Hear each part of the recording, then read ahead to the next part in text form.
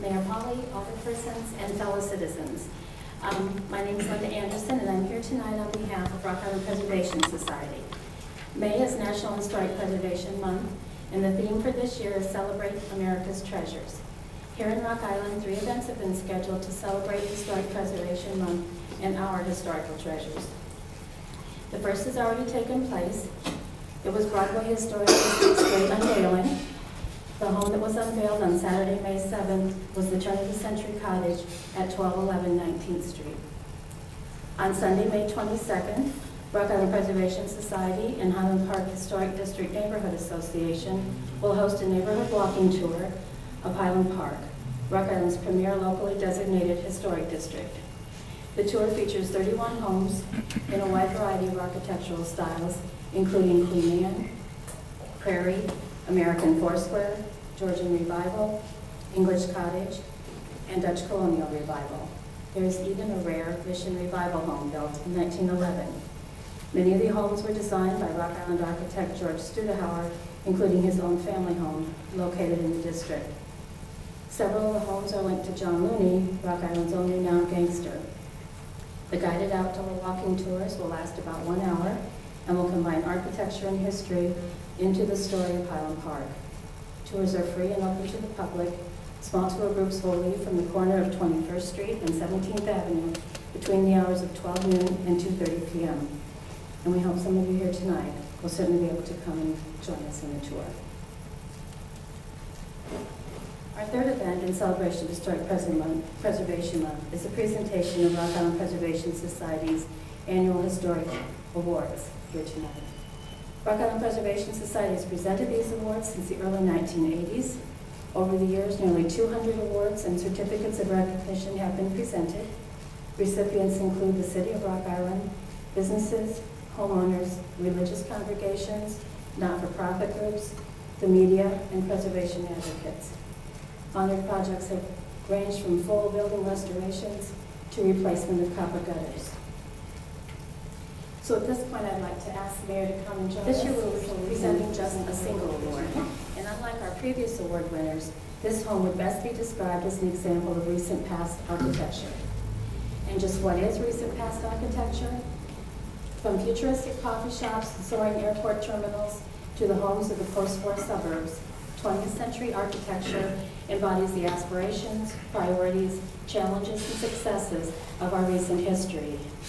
It includes lodges and park structures constructed by civilian conservation corps workers during the Great Depression, factories where the World War II generation assembled tanks and planes, schools built for the post-war baby boom, and glass-walled office buildings that symbolized American business. Such properties reflect a diverse and dynamic 20th century landscape. The best-known examples of architecture from the recent past are recognized as works of art and icons of their time. Monuments like New York City's Chrysler Building, Seattle's Space Needle, Frank Lloyd Wright's Falling Water. But the story of the recent past cannot be told through icons alone. Here in Rock Island, home building continued in the neighborhoods of Stadium Drive, East Lawn, West Lawn, the Weissman Addition, Hillcrest, and Watch Hill. The Lestron House came to Rock Island, and the dramatic Skidmore, Owings, and Merrill designed Steep Meadow became our tallest building. Rock Island High School was constructed, as was the City Hall. All of these structures and more combined to tell the story of Rock Island during the 20th century. Tonight, Rock Island Preservation Society is pleased to honor Jim and Pat Lerch for the outstanding and sensitive restoration of their home at 1424 45th Avenue.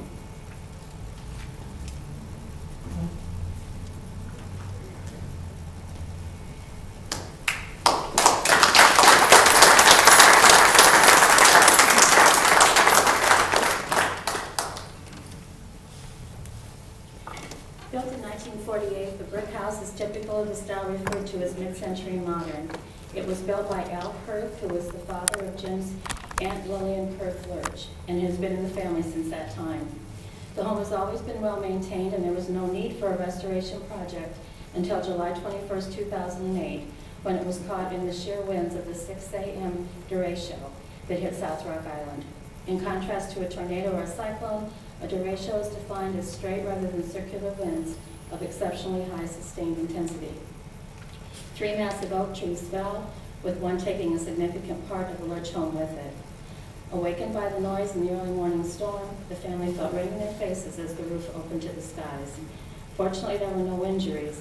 However, the roof and walls had to be replaced. One restoration company representative advised, "This will cost more than $100,000.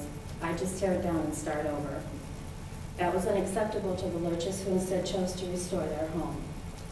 A significant decision was made in the method of repairing the damaged brick wall of the home, which was in a very visible area. To replace the destroyed brick that could not be matched with modern brick, they opted to remove and reuse original vintage brick from the back of the side porch. As the photos attest, this restoration project was completed with sensitivity and pride. Carved from one of the fallen trees, today a Sauk Indian figure watches over the Lerches, their home, and their neighborhood. So please join us again in honoring Jim and Pat Lerch for the restoration at 1434 45th Avenue. With us, we would encourage everyone to take some time this month to walk through a neighborhood, to look up at the buildings as you walk through downtown, and to pause for a moment to enjoy and appreciate the buildings, homes, and neighborhoods that help tell the story.